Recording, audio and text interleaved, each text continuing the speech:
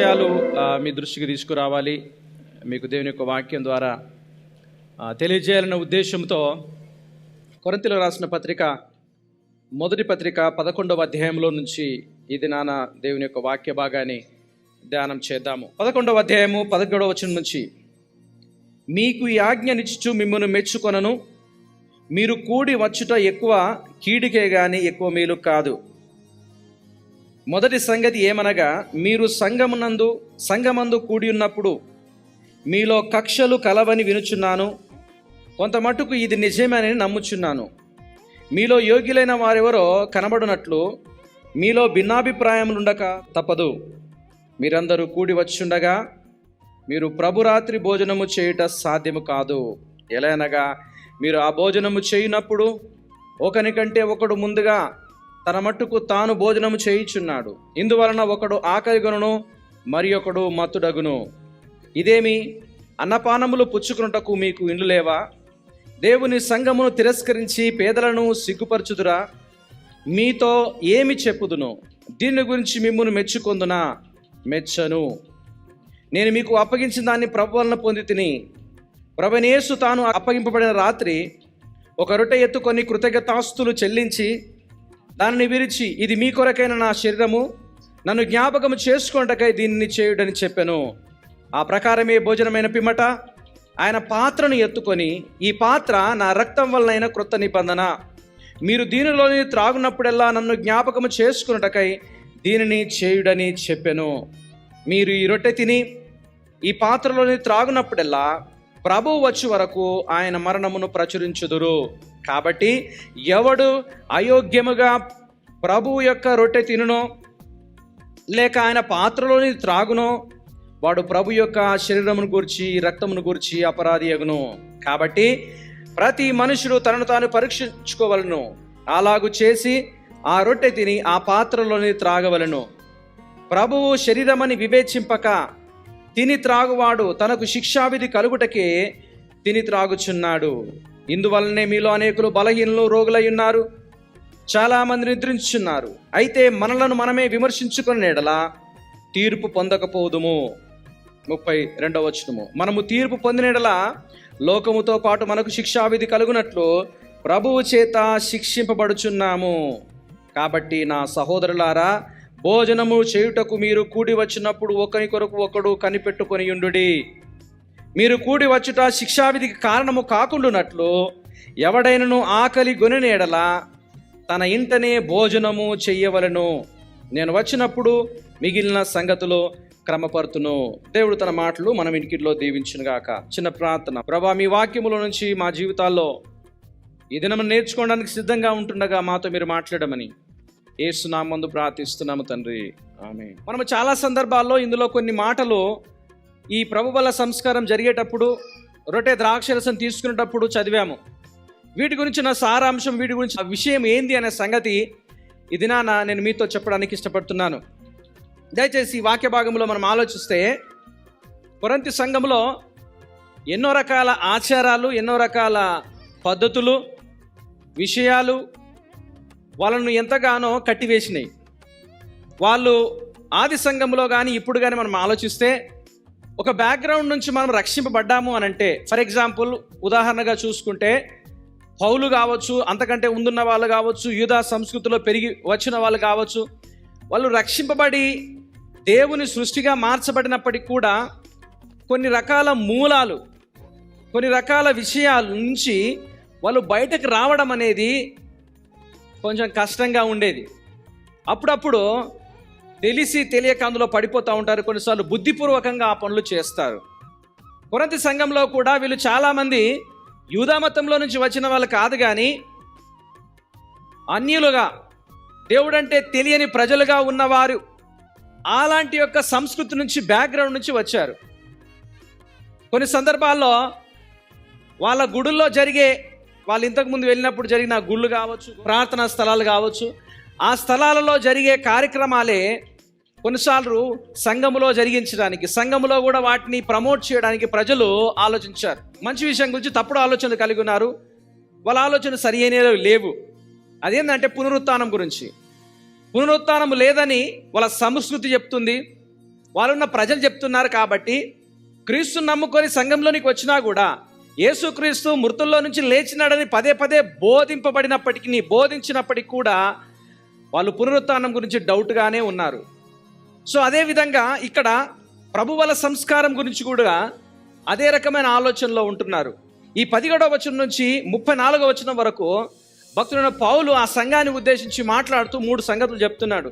ఒకటి, ప్రభువల సంస్కారం అనేది ఎంతగా అవమానపరిచారు అనే సంగతిని 17వ వచనం నుంచి 21వ వచనం వరకు. రెండవది, ప్రభువుల యొక్క సంస్కారము లేక ప్రభువుల యొక్క విధానం అనేది ఎలా అర్థం చేసుకోవాలి, ఎలా దానికి మనం కనెక్ట్ కావాలి, ఎలా దాన్ని మనం దృష్టించాలి చేయాలి అనే సంగతి గురించి 22వ వచనం నుంచి 26వ వచనం వరకు తెలియజేశాడు. 27 నుంచి 34వ వచనం వరకు ఈ ప్రభువుల సంస్కారం కోసము మనం ఏ విధంగా సిద్ధపడాలి, ఎలాంటి వాళ్ళు యోగ్యులు, ఏ విధంగా ఈ పని చేస్తే దేవుని యొక్క జ్ఞానాన్ని మనం సంతరించుకుంటాము, అయోగ్యంగా చేస్తే దానివల్ల వచ్చే నష్టం ఏంది అనే సంగతి ఈ 3 భాగాలుగా 17వ వచనం నుంచి 34వ వచనంలో తెలియజేస్తాడు. దీనిలో నుంచి మనం ఆలోచిస్తే మొట్టమొదటిగా ఏ విధంగా వాళ్ళు అవమానపరుస్తున్నారు అని అంటే, ఏ విధంగా ఈ కార్యక్రమాన్ని చేయడంలో వాళ్ళు ఫెయిల్ అవుతున్నారు అని మనం ఆలోచిస్తే, ఆ రోజుల్లో ప్రభువుల సంస్కారం అనేది మనం ఆలోచిస్తే పోయిన ప్యాషన్ వీక్లో పోయిన వారంలో మనం చూస్తే ఆయన మేడగదిలో ఉండి శిష్యులతో మాట్లాడుతున్నప్పుడు, పస్కా పండుగ ఆచరిస్తున్నప్పుడు వాళ్ళందరూ కలిసి భోజనం చేసే క్రమంలో వాళ్ళందరి యొక్క అటెన్షను ఈ రొట్టె ద్రాక్షారసం వైపు తీసుకుని వచ్చాడు. ఒక రొట్టె పట్టుకొని, ఇది నా శరీరము, దీన్ని మీరు తినండి, ఈ విధంగా తిన్న ప్రతిసారి కూడా మీరు జ్ఞాపకం చేసుకునండి, ఇది కొత్త నిబంధన అని చెప్పాడు. తర్వాత ఒక పాత్రను తీసుకొని, ద్రాక్షారసంతో ఉన్న పాత్రను తీసుకొని, ఈ యొక్క పాత్ర నా రక్తం వల్లైన క్రొత్త నిబంధన, దీనిలోని తాగునప్పుడల్లా నన్ను జ్ఞాపకం చేసుకోండి అని చెప్పాడు. క్రొత్త నిబంధన. పాత నిబంధన అంటే దాని అర్థం ఏమిటి అని అంటే, పాత నిబంధనలో మనుషుల ద్వారా, యానిమల్స్ పశువుల రక్తము ద్వారా దేవుని దగ్గర అంగీకరింపబడే పనిగా వాళ్ళు చేశారు. కానీ కొత్త నిబంధనలో మనుషులు లేరు, జంతువుల రక్తం లేదు, మనుషులకు బదులుగా జంతువుల రక్తం బదులుగా యేసుక్రీస్తు యొక్క రక్తము చిందింపబడము. పాత నిబంధనలో అది టెంపరరీ, తాత్కాలికమైనది. కొత్త నిబంధనలో యేసుక్రీస్తు ఆయన రక్తము ద్వారా చేసిన కార్యాన్ని బట్టి అది పర్మనెంట్గా ఉండిపోయింది. మళ్ళీ అర్పణలు అర్పించాల్సిన అవసరం లేదు. మళ్ళీ మనుషులు దేవుని యొక్క సింహాసనం దగ్గరికి వచ్చి క్షమాపణ ఈ రక్తము ద్వారా కోరుకోవలసిన అవసరం లేదు. మరి ఏ విధంగా అయినదంటే, ఆయన బలి అర్పించడం ద్వారా, ఆయన తన పరిశుద్ధమైన రక్తాన్ని చిందించడం ద్వారా కొత్త నిబంధనగా ప్రజలందరికీ దేవుని యొక్క ప్రసన్నత, రక్షణ, ఆత్మీయత చేరువైనది, దగ్గరికి అయినది. ఈ విధంగా ఉన్నప్పుడు ఆది సంఘంలో ఆలోచిస్తే ఈ యొక్క ప్రభువుల సంస్కారం అనేది పాటిస్తూనే వచ్చారు. ఇది ఎప్పుడైనా గుర్తుంచుకోనండి, మనము చర్చిలో, సంఘంలో మనం ఈ విధంగా కూడుకున్నప్పుడు ఈ రొట్టె ద్రాక్షరసాన్ని మనం తీసుకుంటాం. కానీ పాత సాంప్రదాయం ఏందనంటే, భోజనం చేసి భోజనంతో పాటు ఈ విధంగా చేస్తారన్నమాట. దీన్ని ఏమంటారంటే, యూదా పత్రిక 12వ అధ్యాయంలో ప్రేమ విందు అంటారు, లవ్ ఫీస్ట్ అంటారు. మనము చాలాసార్లు అది చేయలేము. పోయిన వారంలో చేశాము. కొన్ని సంఘాల్లో అయితే ప్రతి నెలకొకసారి లవ్ ఫీస్ట్ పెట్టుకొని ఈ ప్రభువుల సంస్కారాన్ని పాటిస్తూ వాళ్ళు జరిగిస్తారు. కొన్ని సంఘాల్లో ప్రతి వారం కూడా చేస్తారు. అది లవ్ ఫీస్ట్, లేకపోతే అందరికి భోజనాలు పెట్టుకొని చేయాల్సిన అవసరం లేదు. గమనించండి, కొన్ని సంఘాల్లో అయితే 3 నెలలకు ఒకసారి చేస్తారు. సంవత్సరంలో 4 సార్లు మాత్రమే చేస్తారు. సంవత్సరంలో 4 సార్లు చేసినా, నెలలో ఒక్కసారి చేసినా, ప్రతి వారం చేసినా. ఇంకో విధంగా అడుగుతాను, ఆది సంఘంలో ఎన్ని రోజులకు ఒకసారి చేశారు తెలుసా? ప్రతిదినం. ఏంటది? అపోస్తుల కార్యము 2వ అధ్యాయం 42వ వచనంలో చూస్తే, వారు అపోస్తుల బోధయందును సహవాసమందును ప్రార్థన చేయుట ఎందును, రొట్టె విరుచుట ఎందును, చెప్పండి, అనుదినము ఎడతెగక ఉన్నవాళ్ళు. కొన్నిసార్లు 2 వారాలు నెలలో ఒక్కసారి చేయడం అనేది కొంచెం మనకు ఏదో ఒక రకంగా అనిపిస్తుంది. అయితే ఈ యొక్క చేసే విధానం ఏంటంటే, వాళ్ళు కలిసి భోజనం చేస్తారు, భోజనం అయిపోయిన తర్వాత బల్ల తింటారు. అంటే ఇది ఒక రొట్టె ద్రాక్ష రసాన్ని తింటారు. ఈ విధంగా వచ్చింది. దయచేసి మీరు ఆలోచించండి. ఈ విధంగా వచ్చినప్పుడు ఇది పస్కా పండుగ దినమున, పస్కా పండుగ సమయంలో ప్రారంభించిన విధానము. పస్కా పండుగ గురించి మనం ఆలోచిస్తే నిర్గమాకాండం 14వ అధ్యాయంలోకి వెళ్తే అక్కడ దేవుడు ఇశ్రాయేలుకు చెప్పాడు, ప్రతి కుటుంబంలో ఒక గొర్రెపిల్లను వధించి ఆ రక్తం తీసుకొని దర్వాజలకు, ద్వారబంధములకు పూయండి. సంహార దూత వచ్చినప్పుడు దేవుడు ఐగుప్తీయులకు 10 తెగుళ్ళు ఇచ్చాడు. ఎన్ని? ఆ 10 తెగుల్లో ఒక తెగుళ్ళు ఏందనంటే, ప్రతి కుటుంబంలో జ్యేష్ఠ పుత్రుడు చనిపోతాడు. మొదటగా పుట్టిన పెద్ద కుమారుడు చనిపోతాడు. అది తెగుళ్ళు. సో ఇశ్రాయేలీలకు ఆ తెగులు రావద్దు అనంటే, వాళ్ళ కుటుంబంలో ఉన్న జ్యేష్ఠ కుమారుడు చనిపోవద్దు అనంటే వాళ్ళ ద్వారబంధకాలకు ఆ రక్తాన్ని పూయాలి. కుటుంబంలో వధించిన గొర్రెపిల్ల రక్తం అనేది ఆ ద్వారబంధకాలకు పూస్తే సంహార దూత దాటిపోతుంది, ఇశ్రాయేలుకు ఏమీ కలగదు. తర్వాత ఆ ఉన్న మాంసం అనేది రాత్రికి రాత్రే మొత్తం తినేయాలి. మరుసటి దినం దాకా ఉంచొద్దు, వేరే వాళ్ళకు పెట్టొద్దు. కొన్ని నిబంధనలు దాంట్లో ఉన్నాయి. సో ఈ ఉద్దేశంతో పస్కా పండుగ ఆచరిస్తున్నప్పుడు యేసుక్రీస్తు ఈ యొక్క ప్రభుబల సంస్కారాన్ని పరిచయం చేశాడు, కమాండ్కి చెప్పాడు, ఆదేశించాడు. సో ప్రతి సంఘంలో కూడా ఆది కాలంలో ప్రతిదినము, ఆ తర్వాత వారి యొక్క అనుకూలతను బట్టి నెలకొకసారా, 3 నెలలకొకసారా ఈ విధంగా జరిగిస్తున్నారు. జరిగించే క్రమంలో చేసేది ఏమిటి అనంటే, ఇది గమనించండి, ఈ ప్రభువుల సంస్కారం అనేది ఎప్పుడు కూడా లవ్ ఫీస్తో అటాచ్ అయి ఉంటుంది, ప్రేమ విందుతో అటాచ్ అయి ఉంటుంది. ప్రేమ విందు అంటే పోయిన వారం మనం అందరం కలిసి భోజనం చేసినాం కదా, అలాంటి విందుతో అటాచ్మెంట్ అయి ఉంటుంది. అంటే మామూలుగా అలా ఆలోచించి చేయాలంటే మొదటగా అందరము కలిసి భోజనం చేయాలి. ఆ భోజనం చేసిన తర్వాత ప్రభు వల్ల రొట్టె ద్రాక్ష రసాన్ని తీసుకోవాలి. సో ఆ రోజుల్లో ఏ విధంగా ఉండేదనంటే, మన లెక్క అందరు కలిసి ఒక దగ్గర అండరు. మనం మామూలుగా ఒకటే దగ్గర వండి పెడతాం కాబట్టి అందరం కలిసి తింటాం. ఆ రోజుల్లో ఏం చేసేవాళ్ళంటే, ఇప్పుడు మన ఇళ్ళలో వంట చేసుకున్నారు కదా, మీరు వంట చేసుకున్న భగవన్లని ఇడికి ఎత్తుకురావాలి, కింద పెట్టాలి. ఓకే, ప్రేయర్ అయిపోయిన తర్వాత, ప్రేయర్ కంటే ముందా ఈ ప్రభు వల్ల సంస్కారం చేయడానికంటే ముందు మనం కలిసి పంచుకొని తినాలి.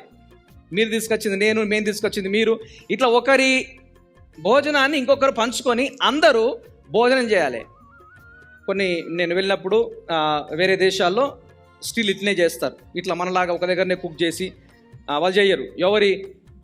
దీని పాట్లాక్ అంటారు. ఓకే, ఎవరి భోజనాలు వాళ్ళు తీసుకొని వస్తారు, అక్కడ పెట్టిన తర్వాత ప్రార్థన చేసి ప్రారంభిస్తారు. ఆ రోజుల్లో ఇది ప్రారంభించడానికి కొన్నిసార్లు ఆలోచించండి, కొత్త ఇంట్లోకి పోయినామంటే, వేరే వాళ్ళ ఇంట్లోకి పోయినామంటే, భోజనానికి పిలిచినారనుకో, భోజనం చేయడానికి కొన్ని రకాల విధానాలు వాళ్ళకి ఉంటాయి. బహుశా మనము పండుగలలో ఈ భోజనాలకు ప్రార్థన చేస్తారు కదా, నాకు అర్థం కాదు 7 కిలో పుట్టిందో, అండాలకు ప్రార్థన చేయడం, అండాలు కూడా మళ్ళీ ఓపెన్ చేసి ప్రార్థన చేయడం, దానివల్ల వాళ్ళ ఉద్దేశం ఏందో నాకు ఇప్పటికి అర్థం కాదు. ఓకే, వండింది తినేందుకు పెట్టేయాలి, తింటారు. సరే, ఈ విధంగా ఉన్న తర్వాత వేరే వాళ్ళ ఇంట్లోకి వెళ్తే బహుశా ఇవన్నీ విధాలు ఉంటాయి. పోగానే ఇంట్లోకి రాగానే ఆ కూర్చొని తినరు అంటారా? అనరు.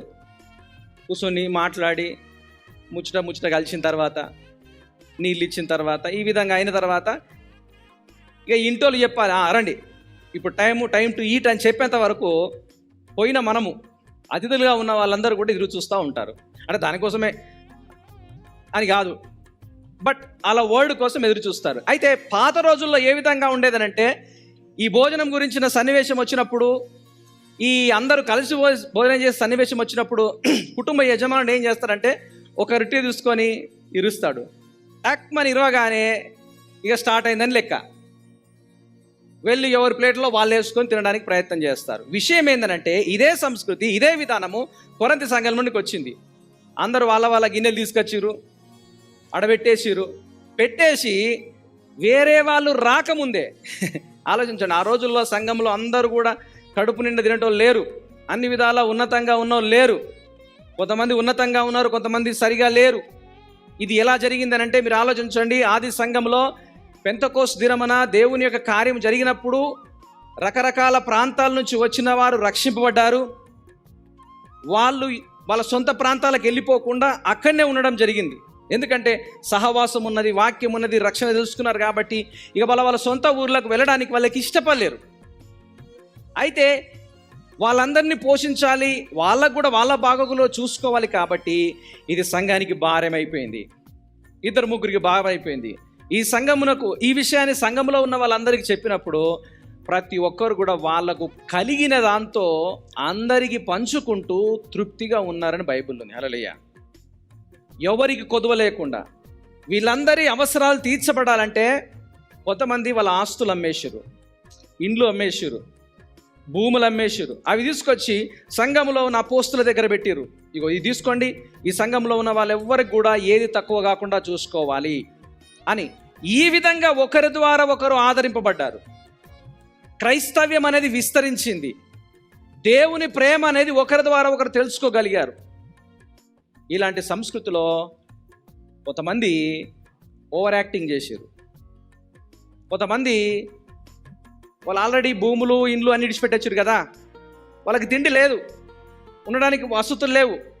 దానికంటే 20 సంవత్సరాల క్రితము, సుమారు 20 సంవత్సరాలు మన చరిత్రలో చూస్తే ఇలాంటివన్నీ జరిగినవి. కానీ 20 సంవత్సరాల తర్వాత కొరింథీ సంఘంలో జరిగింది ఏమిటి అని అంటే 2 రకాల ప్రాబ్లమ్స్ వాళ్ళ దగ్గర ఉన్నాయి. ఒకటి ఏంటంటే మా లీడర్ అంటే మా లీడరు, రెండవది ఏంటంటే సోషల్ స్టేటస్ అంటే గుర్తుంచుకోండి, సాంఘికంగా స్థిరపడిన వాళ్ళు. మీరు గమనించండి, యాడికి పోయినా కానీ ఇట్లాంటి వాళ్ళు చాలామంది ఉంటారు. వాళ్ళ స్టేటస్ తగినట్టుగా ఉన్న వాళ్ళనే సోపత్ చేస్తారు, మిగతా వాళ్ళని సోపత్ చేయరు. సో అలాంటి ప్రాబ్లం ఉంది. వచ్చిన ప్రాబ్లం ఏంటంటే అందరూ భోజనాలు తీసుకొచ్చిర్రు, ఒక దగ్గర పెట్టిర్రు. మిగతా వాళ్ళు రాకముందే, వాళ్ళు చాలామంది పేదవాళ్ళు, వాళ్ళు రాకముందే వీళ్ళు గబగబా 4 వచ్చిర్రు. ఆయనత వాళ్ళు వచ్చిన తర్వాత రొట్టె విరిచిర్రు, గబగబా తినేసిర్రు, గిన్నెలు అడిగి పెట్టిర్రు. వాళ్ళు వచ్చేసరికి లేదు. వాళ్ళు వచ్చే దేనికోసము? వీళ్ళ మీద ఆధారపడి వచ్చారు. సంఘానికి వెళ్తే వాళ్ళతో పాటు సంతోషించవచ్చు అనే ఉద్దేశంతో వచ్చినప్పుడు వీళ్ళ బువ్వ వీళ్ళు తినేసి, వీళ్ళ అన్నం వీళ్ళు తినేసి ఉత్తై ఖాళీగా ఉంచేశారు. ఆలోచించండి. అప్పుడు భక్తుడైన పౌలు అంటాడు, మీరు గమనించండి 21వ వచనంలో, ఏలయనగా మీరు ఆ భోజనము చేయనప్పుడు ఒకనికంటే ఒకడు ముందుగా తన మట్టుకు తాను భోజనం చేయుచున్నాడు. ఇందువలన జరిగేది ఏం తెలుసా? ఒకరు ఆకలితో ఉంటున్నారు, ఇంకొకరు కడుపు నిండి టేపులు తీస్తున్నారు, బేకొట్లు అంటారు కదా. ఇది కాదు క్రైస్తవ్యం, ఇది కాదు ప్రభు బల సంస్కారాన్ని పాటించే విధానం. యాక్చువల్ తినడానికి మీకు ఇల్లు లేవా?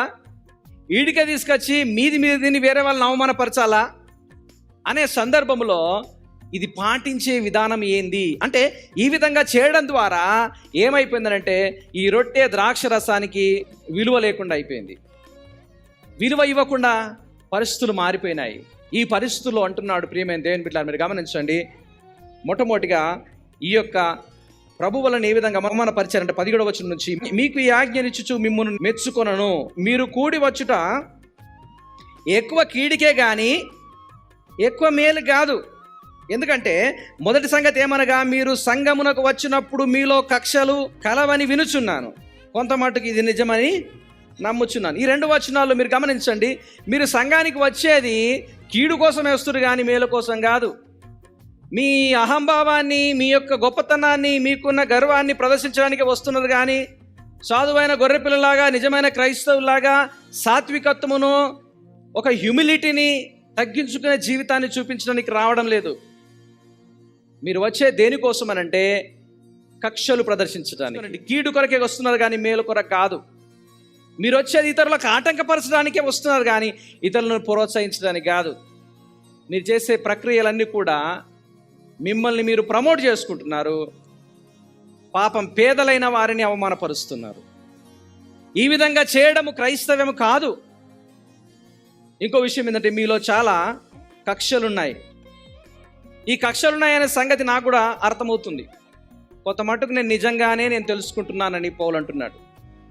కక్షలు ఏ విధంగా ఉన్నాయనంటే 1-3 అధ్యాయంలో చదివితే ఇదే పుస్తకంలో 1వ అధ్యాయం 10వ వచనంలో చూస్తే మీలో విభేదములు ఉండకూడదు, కక్షలు లేకుండా ఏక మనసుతో ఏకభావముతో, విభేదములు లేక divisions, there should not be divisions among you అని ఇంగ్లీష్లో ఉంది.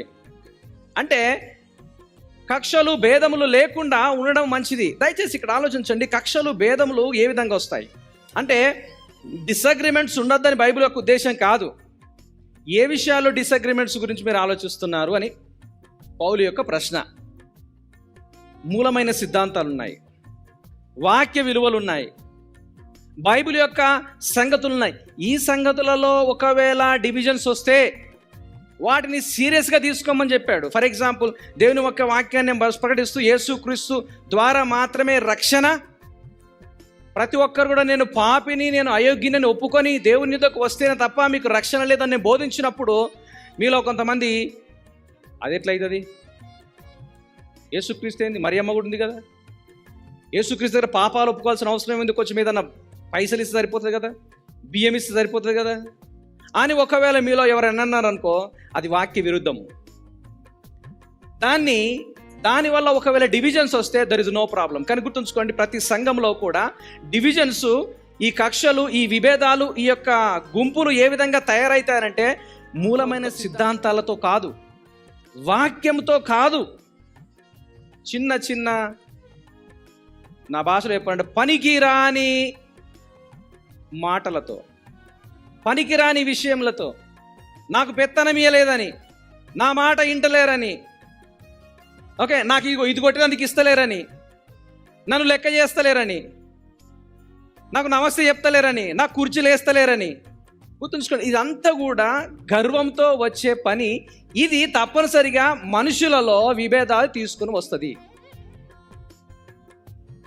ఎక్కడ పోయినదే సమస్య మీరు గమనించండి. బైబిల్ సంబంధమైన విషయాలతో విభేదాలు కాదు, స్వార్థపూరితమైన కోరికలతో, స్వార్థపూరితమైన ఆలోచనలతో.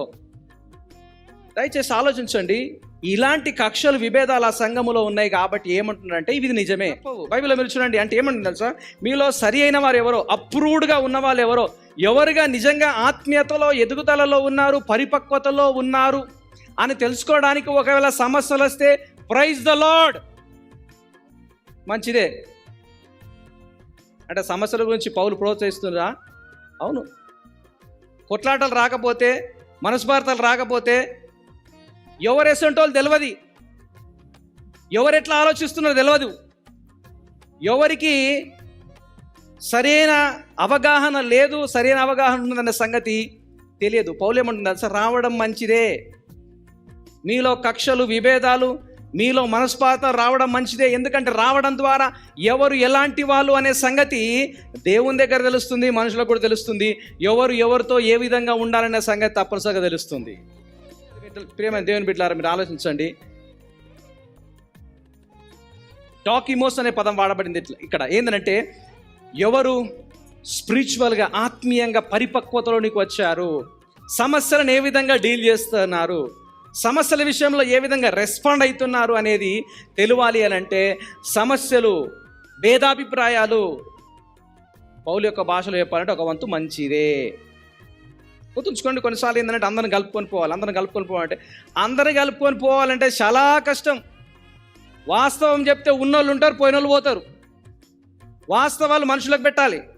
డాక్టర్ దగ్గరికి పోతే నీకు ఇష్టమైన మందులు ఇయ్యడు, నీకు అవసరమైన మందులు ఇస్తాడు. నీకు ఇష్టమైంది, అవసరమైంది చాలా తేడా ఉంది. ఈ రోజుల్లో మనుషులకు ఉందంటే ఇష్టమైన బోధ. దీన్ని బహుళ భాషలో ఏమంటారా, కొంతమంది దురద చెవులు కలిగిన వాళ్ళు ఉన్నారంట. వాళ్ళు మాటలు ఎట్లుండాలంటే మనం చెప్పే మాటలు వాళ్ళు మెలిక తిప్పాలి. అట్లయితేనే వాళ్ళకి బాగుంటుంది, అట్లయితేనే వాళ్ళకి నచ్చుతుంది. గుర్తుంచుకోనండి, దేవుని వాక్యములో అలాంటి వాటికి స్థానం లేదు. మరి అందరు కలిసిపోతున్నారు అంటే బైబిల్లో యేసుప్రభు చెప్పాడు, గురుగులు గోధుమలు ఉండనీయరు. కొన్ని సందర్భాల్లో వాటికి అవసరమే.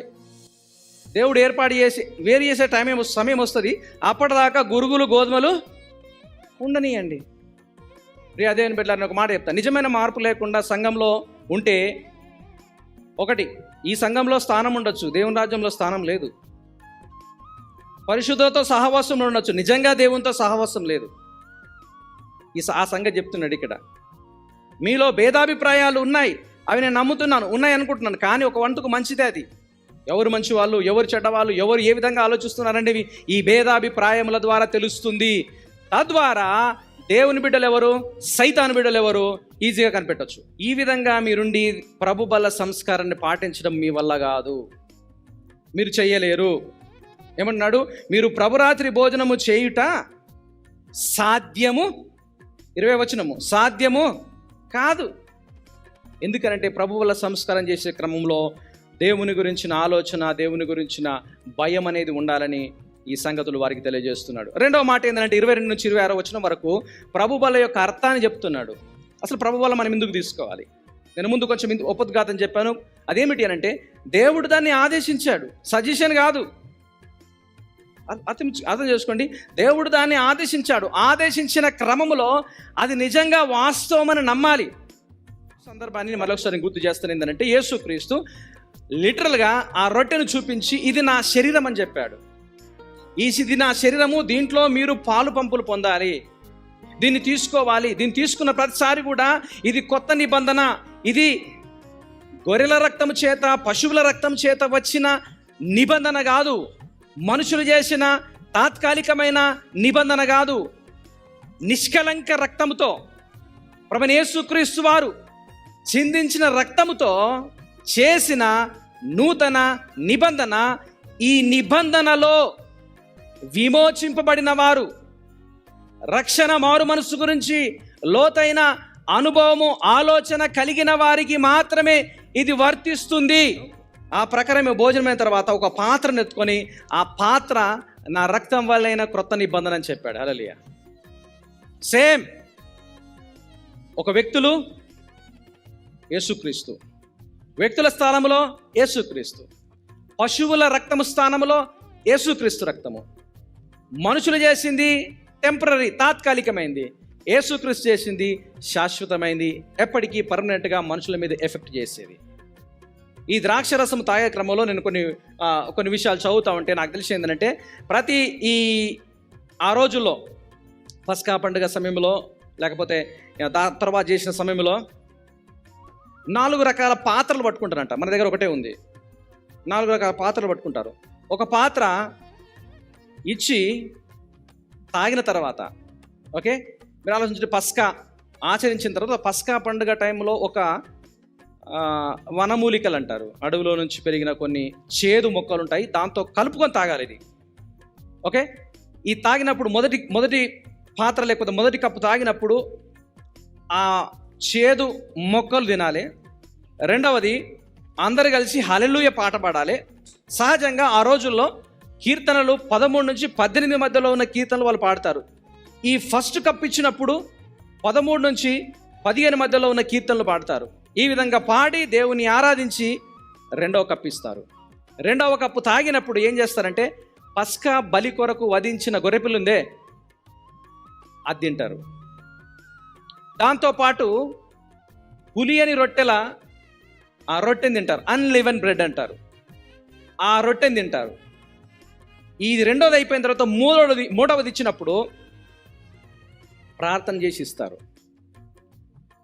4వ కప్పు ఎప్పుడు ఇస్తారంటే లాస్ట్గా ఇచ్చి ఈ 4వ కప్పు ఆయన రాకడను గుర్తు చేసే విధంగా ఆలోచింపేటట్టు చేసి మొదటి కప్పు ఇచ్చినప్పుడు పాడిన పాటను మళ్ళీ 4వ కప్పులో పాడతారు.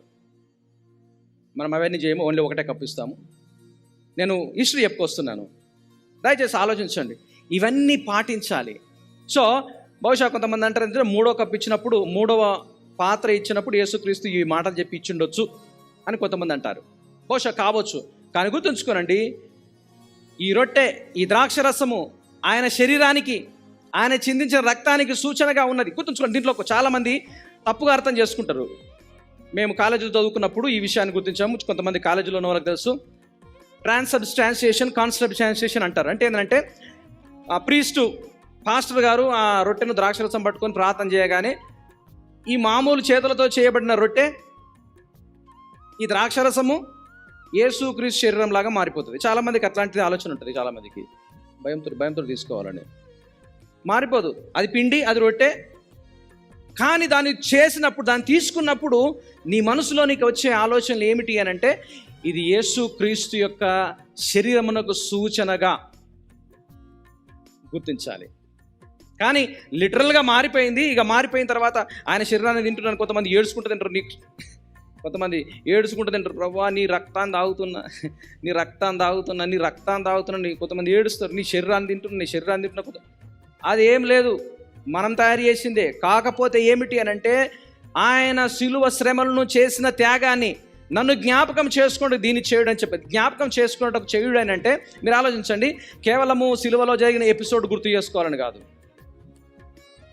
ఆయన శిలువలో వేలాడిండు, అంతకంటే ముందు దెబ్బలు తిన్నాడు, ఆ తర్వాత ఇదే గుర్తు చేసుకోవడం కాదు. యాక్చువల్ చెప్పాలంటే, ఆయన పరలోకం విడిచిపెట్టకూడని భాగ్యమని ఎంచుకొనక మనుషుల పోలికగా పుట్టి దాసుని స్వరూపము ధరించి ఈ 33.5 సంవత్సరాలు ఎన్నో రకాలుగా ఆయన చేసిన కార్యాలను జ్ఞాపకం చేసుకోవాలి. హల్లెలూయా. మీకు అర్థమవుతుందా? కేవలము ఒక 2 రోజుల పనే కాదు ఇది. 2 రోజుల్లో జరిగిన సంఘటనల్ని గుర్తు చేసుకోవడం కాదు. ఎంటైర్ లైఫ్, ఆయన భూలోకములో ఉన్న జీవితాన్ని, ఆయన భూలోకంలోనికి రాకముందు ఉన్న ఆయన స్థానాన్ని, ఆయన చనిపోయి సమాధి చేయబడి తిరిగి లేచి వెళ్ళిపోయాడు, మళ్ళీ వస్తాడు, తన పరిశుద్ధుల కోసం వస్తాడు. ఆ సంగతిని గుర్తు చేసుకోవాలి, అది జ్ఞాపకం చేసుకోవాలి. ఏదో రొట్టె ద్రాక్షరసం ఇచ్చినప్పుడు ఎంటైర్ లైఫ్ను, పూర్తి ఆయన జీవితాన్ని మనం జ్ఞాపకం చేసుకోవాలి. అది జ్ఞాపకం చేసుకోవాలి. ఈ సంగతిని మనసులో పెట్టుకోవాలి. ప్రియ దేవుని బిడ్డలారా, మీరు ఆలోచించండి. దీన్ని క్రొత్త నిబంధనగా ప్రభు మనకు పరిచయం చేశాడు. అంటే ప్రభు వలన వాళ్ళు అవమానపరిచారు. రెండవది, ప్రభు వల్ల యొక్క అర్థం ఏంది మనం గుర్తించాలి. మూడవదిగా, ప్రభు బల్ల యొక్క ఈ ప్రభు బల్ల కొరకు మనం ఏ విధంగా సిద్ధపడాలి, సిద్ధపడాలనే సంగతి 27వ వచనం నుంచి మనం చూస్తాం. బైబిల్లో మీరు చూడండి, కాబట్టి ఎవడు అయోగ్యంగా ప్రభు యొక్క రొట్టె తినునో, లేక ఆయన పాత్రలో త్రాగునో, వాడు ప్రభు యొక్క శరీరం గురించి, రక్తం గురించి ఏమైతారంట? అపరాధి అగును. దయచేసి గమనించండి, ఎవరు అయోగ్యముగా, వర్ది బైబిల్లో మరి చూస్తే ఈ మాట యోగ్యమైన రీతిలో దీన్ని పాటించాలి. యోగ్యమైన రీతిలో పాటించాలంటే, ఇగో ఇవాళ ప్రభు వల్ల ఉంది కాబట్టి ఇవాళ ఎట్లాంటి పనికిరాని పనులు చేయొద్దు, ఇంకొంచెం జాగ్రత్తగా ఉండి మళ్ళీ సోమవారం నుంచి ఈ ఆదివారం దాకా ఏ పనికిరాని పనులు చేయొద్దు, అది కాదు. ఏదో వారం రోజుల్లో నువ్వు నిష్టగా ఉన్నంత మాత్రాన, 1 రోజు 2 రోజుల్లో నిష్టగా ఉన్నంత మాత్రాన నువ్వు దేవుని ఎదురు యోగ్యునిగా ఉంటావని కాదు. దీని యొక్క అర్థం ఏంటంటే, it's a way of life. ఆలోచించండి, వే ఆఫ్ లైఫ్. దీన్ని ఇంకో విధంగా చెప్పాలంటే, ఇంకొక గ్రీకు భాషలో ఇంకో పదం వాడబడింది. ఏంటంటే, బ్యాలెన్సింగ్గా ఉండాలంట. ఏంటది? బ్యాలెన్సింగ్ అంటే కొంతమంది తప్పు అర్థం చేసుకుంటారు. అంటే ఎక్కడికి పోయినా ఆడ బ్యాలెన్స్గా ఉండాలి, ఈడున్నప్పుడు ఈడ బ్యాలెన్స్గా ఉండాలి, బయటకు పోయిన తర్వాత మళ్ళీ ఆడ కూడా బ్యాలెన్స్గా ఉండాలి. అంటే ఇది కరెక్ట్ ఉండాలి అంటే ఏంది? అక్కడ కరెక్ట్ ఉండాలి. చర్చి బయట జీవితం ఎట్లుంటుందో అందులో కూడా జాగ్రత్తగా బ్యాలెన్స్గా ఉండాలి. ఈడికి వచ్చినంత కూడా బ్యాలెన్స్, అది కాదు కావాల్సింది. దీన్ని బ్యాలెన్సింగ్ అన్న మాటను ఎందుకు నొక్కని చెప్తున్నానంటే, ఒకవేళ ఈ దినమున నువ్వు చేసే ఆరాధన, నిష్ట, ఆలోచన, పరిశుద్ధత అనేది వారమంతట్లో జరిగిన దాంతో బ్యాలెన్స్గా ఉండాలి. అండర్స్టాండ్? అర్థమైందా? జీవిత కాలంలో ఇంతకంటే ముందు చేసిన దాంతో ఈ దినమున చేసే, గుర్తుంచుకోండి, ఆరాధన అనగానే ఇక్కడ ఉన్నప్పుడే ఆగమాగం చేసేది కాదు, ఈడున్నప్పుడే జాగ్రత్తగా ఉండడం కాదు. కొంతమందికి ఈ వాసన ఉంటుంది, నువ్వు దేవుని మందిరకు పోయినప్పుడు, నువ్వు యెహోవా మందిరకు వెళ్ళినప్పుడు నీ ప్రవర్తన ఇక ఆన్నే ఓ 2 గంటలు చెప్పు, విగ్రహంలాగా ఏది ఏ తలంపు లేకుండా, ఏ రేషం రాకుండా. అర్థమవుతుందా? ఏ రేషం రాకుండా. ఎందుకంటే బైబిల్లో ఉంది, ఇది చాలా మొట్టమొదటి వచనంలో ఉంది. ఏం తెలుసా? ఇది కీటికే కానీ మేరుకు కాదు. కొన్నిసార్లు ఈ ప్రభువుల సంస్కార సమయంలో కావచ్చు, లేకపోతే నిజం చెప్పాలంటే సంఘానికి వచ్చినామంటే కొన్నిసార్లు చాలా ఇబ్బంది. ఇది మామూలు పని కాదు. నేను అర్థమయ్యేట్లు చెప్తా. నీకు నచ్చని నీ పక్కన కూర్చోవచ్చు, నీకు నచ్చని వాళ్ళు నీకు దగ్గరనే ఉండొచ్చు. బయట అనుకో, వాళ్ళు అట్లా వస్తే మనం ఇట్లా వెళ్ళిపోతారు. కానీ ఇక్కడ ఆప్షన్ లేదు, చచ్చినట్టు కూర్చోవాలి.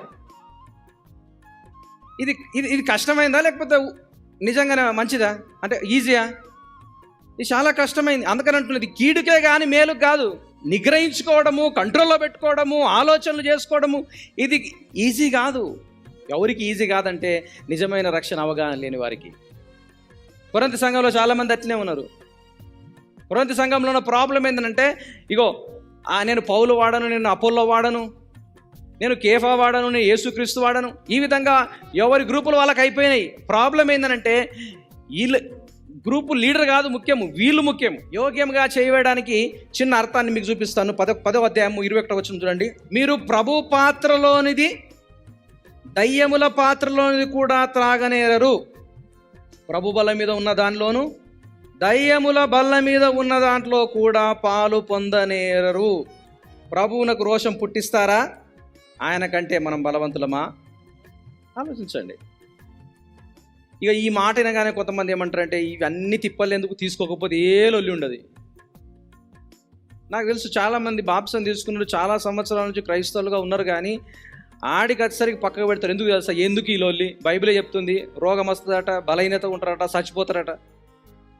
ఈ లొల్లి దాడదాకా ఎందుకు, తీసుకోకపోతే ఏ లొల్లి ఉండదు కదా అంటే బైబిల్ చెప్తుంది. అది కూడా చాలా పెద్ద నేరం.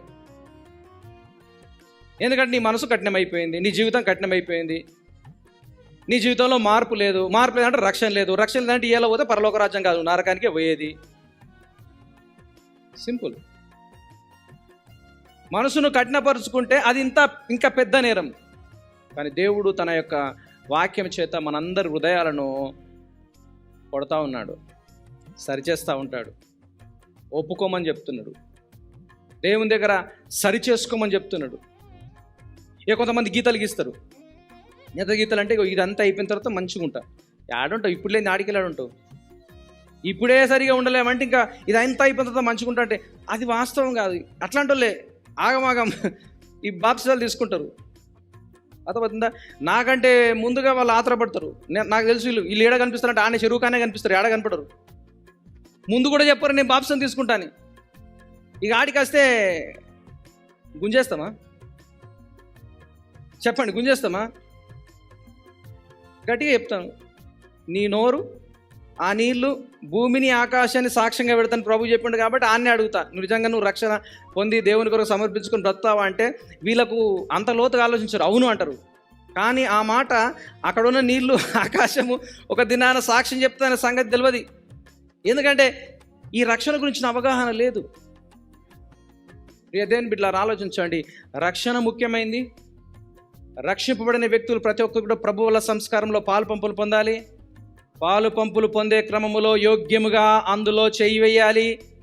ఈడ దేవునిలో బయట కొంత దయ్యములో చేతి వేస్తే దానివల్ల ప్రయోజనం లేదు. నేనుగా చెప్పేది వాక్యము. రోగం వస్తుంది, బలహీనత వస్తుంది, చచ్చిపోతారు.